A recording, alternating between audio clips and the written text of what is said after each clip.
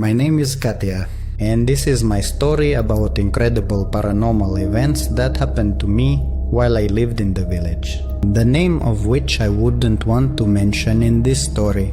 All I can say is that this village is located in the Republic of Khakassia and is the center of one of the districts of this republic. In this village, the indigenous population of the republic lives there.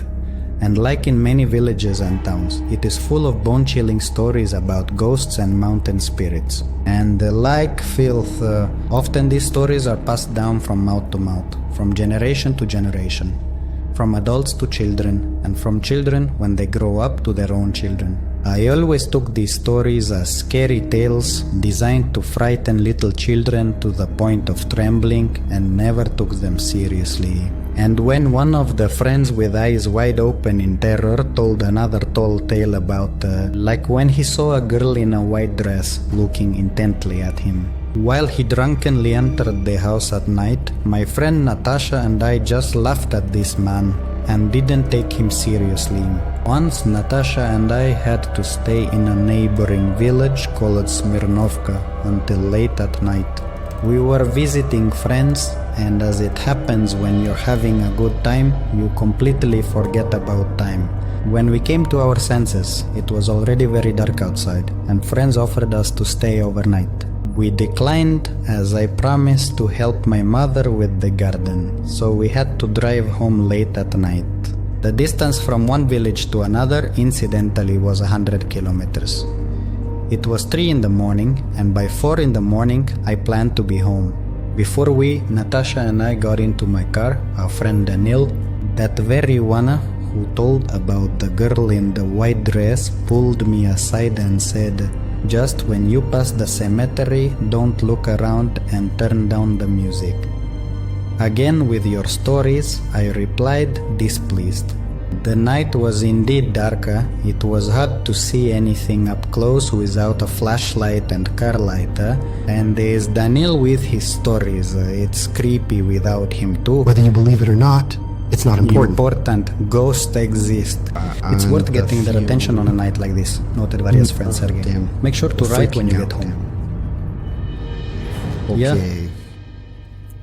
Bullshit. Somehow, after Daniela's words about how I could attract the attention of ghosts or something worse, I felt uncomfortable. An uncontrollable tremble came over the body. Normally, I don't believe in any elders or seniors, but the night is such a time when all fears and doubts come out. So, just in case, I decided to turn off the music when passing by the cemetery, which was right halfway to our village. We said goodbye to friends. Daniel took one last careful look at me and winked. I responded with a thumbs up and sat down at the wheel. Natasha took the front seat next to me. I left the village, and switching from a gravel road to a paved one, I breathed a sigh of relief and turned on the high beams. I drove the car forward at a speed of 80 kilometers per hour. We were driving and casually chatting for a while. There was nothing to see around, and we were only looking forward at the road illuminated by the headlights. Daniela worried about the music for nothing, as the radio did not work because there was a dense forest around, and I forgot the flash drive with the music at home. So Natasha and I drove in silence. After 15 minutes, Natasha wanted to sleep and put her head to the window. I also wanted to sleep, but I kept looking at the path lit by the headlights, trying not to fall asleep and think about something good. The road started to turn right, where right after the turn was the cemetery that Daniel talked about. The cemetery was right by the road, so when I was driving under the bright light of the headlights, I could see the blue fences of graves near the roadside. Even the photos could be examined. Children, women, elderly people of different ages with their life stories are now lying in the ground. This thought became very creepy, and I pressed the gas pedal to pass the cemetery faster. Unexpectedly, when I looked at the second one, it seemed to me that a woman in a white dress was standing right in one of the graves. Heart sank somewhere down in fear. I turned around and realized that the figure of a woman was a monument near one of the graves, and I took a deep breath. Such a thing seems so real. When there was about 100 meters left to the end of the cemetery, in the 50 meters lighted by the car's headlights, I saw a human figure. It was a man. He was standing, stretched out his right hand and was waiting. Who can stand and vote near the cemetery at such a time of night? It rushed through my head like a whirlwind. Then Natasha, with a terrified expression, flinched away from the window.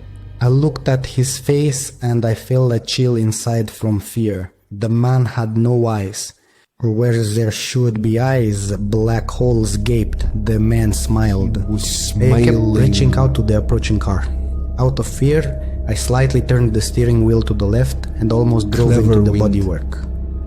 She started screaming and for some reason started banging on the window on the side where the man was standing.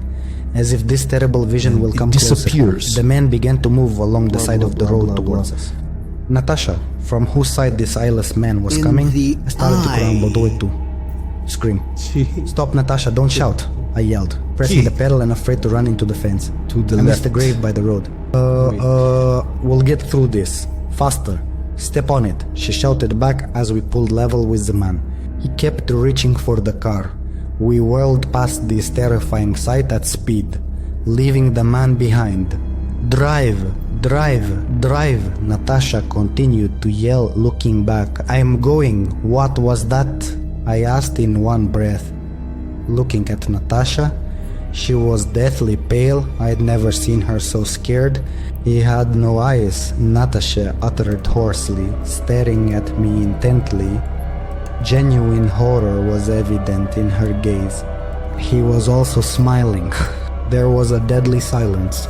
Natasha kept looking around, even though the darkness of the night had engulfed both the man without eyes and the cemetery. Mile after mile we drove. The icy knot in my chest began to gradually loosen. We continued to stay silent, reflecting on what happened. It became much easier when the light from another car's headlights appeared behind us, and I sighed with relief. Looking in the rearview mirror, I initially didn't understand what exactly I was seeing. I saw the silhouette of a person. Looking at the road and glancing in the mirror again, I was sure. Behind us, on the back seat of my car, there was a man. I sat quietly. A chill of horror gripped my chest, making it impossible for me to exhale, and I clenched my hands tightly. Natasha was looking at the road and noticing nothing.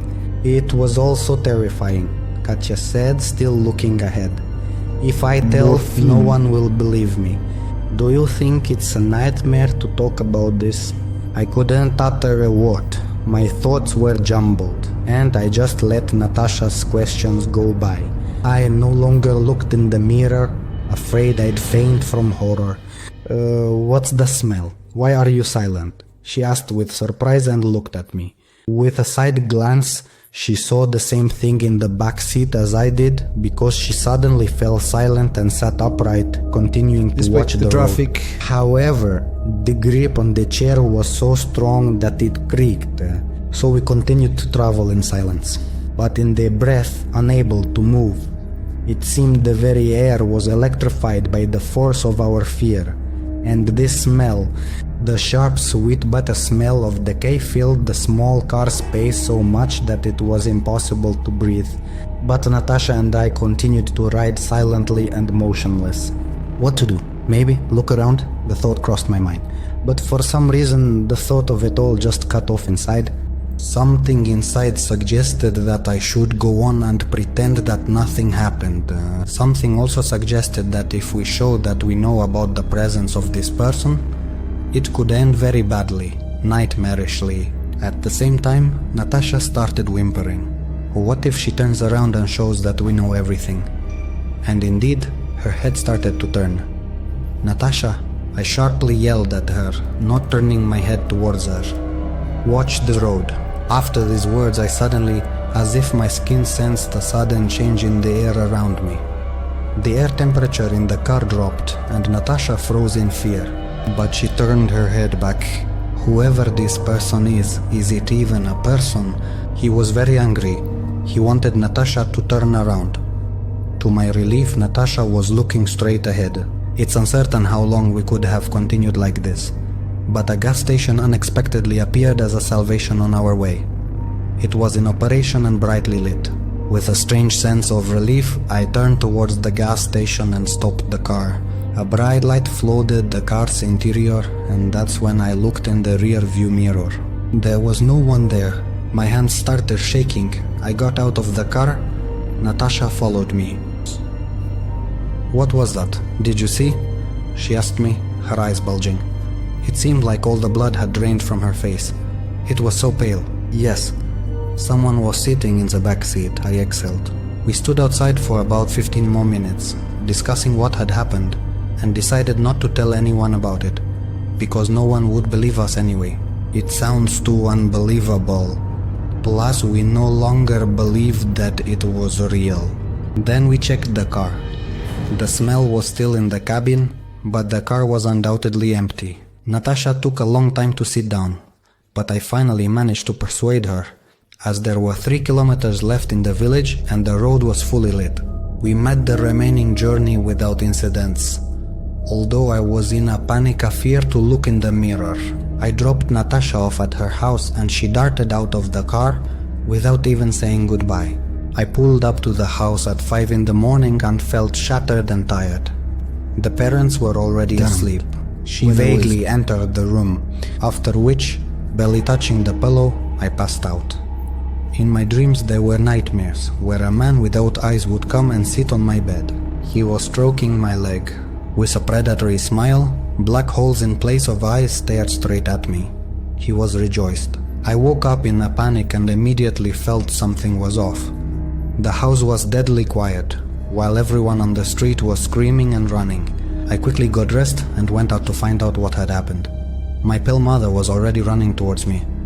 "What happened?" I asked. "And the new ones crashed in the car tonight." In desperation, Inside the body is we Mama. were traveling from Smirnovka And this night. didn't We finish crashed eating. into a tree. The Ivanovs have lived in our village all their lives, and I even befriended their son.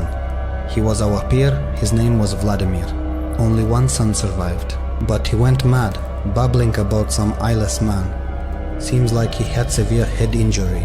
They took him to the trauma center, to the city. "What's with you?" Mom replied, seeing my face.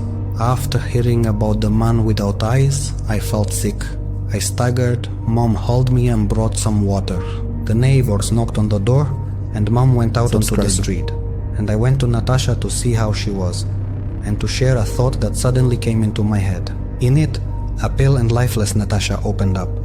It seemed sadness would always remain on her face. Sadness and fear. Seeing me, she flinched. "Did you hear about the Ivanovs?" I asked her. "Yes," replied Natasha lifelessly.